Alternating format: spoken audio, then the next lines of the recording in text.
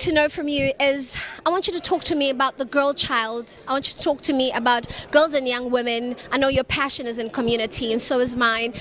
What is your view today on today's world, where we're having the rife of abuse of women by men in our communities and young girls, escalating this unbelievable behavior of blessers, and just, it's ridiculous. What are your views? What's your stance on that point? You know, firstly, we all know it's a serious problem because girls in that position are disempowered. So it's in a space where they almost feel like they have no choice but to be in those kinds of relationships. And so my mission is to be an example that it's possible to have the latter. And I think the more young women come out and show girls an alternative, I very much feel like I am what I am today because I saw examples of women who told a different narrative. So it is our duty and our opportunity for all of us who have chosen a different path to make this look cool, to make empowered women look cool and trendy and appealing. It does require a lot of work, but it's worth it, you know. And then ultimately, I think there's also a very important part that all our fathers, our brothers, have a role to play in getting girls to understand that a girl who's empowered is preferable. She's a greater contributor. She's more interesting to conversate with, whereas a girl who has nothing is simply very often just a piece of meat. So just in the long run, you're subscribing to a much lesser quality of life, and that's a fact.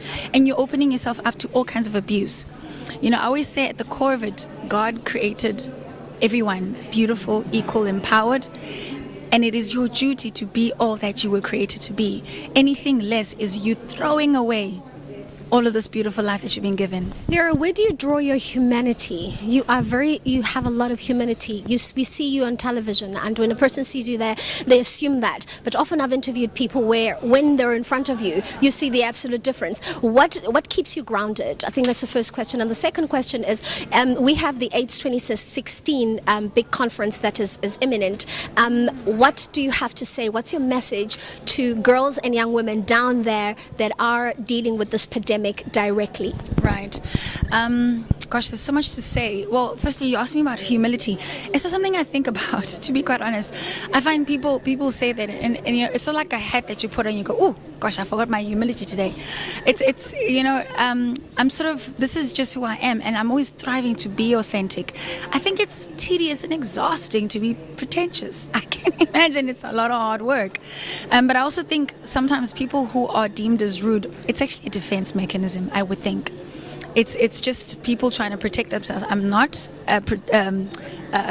what's the word, defending it, but I really think it comes from wanting to protect it. So people are defensive, so they become aggressive. And I've learned over time to just be comfortable with who I am. I like connecting with people. I actually hate it when people separate me from themselves. I always say never place anyone above or beneath you. You're always equal with people, so that's always important. So that's firstly my approach. I just think all of us are equal in that sense. And then it's interesting you talk about the AIDS pandemic. I've got friends, cousins, relatives. For me, it surrounds me. It's not some taboo. It's really very much a part of my actual and personal and intimate life. And once you have it, it's not a death sentence. But of course, you are affording yourself a better quality of life if you can avoid or prevent it. But once it is there, it's a matter of just managing it. There's no need to go out there on a rampage.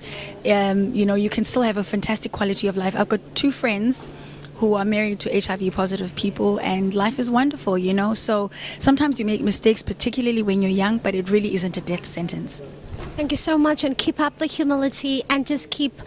You sit in our homes. You're part of our lives. We love your music, and you're absolutely just outstanding. Thank you so much. Keep that spirit shining. Thank you, Lira. Will do. Absolutely. Pleasure.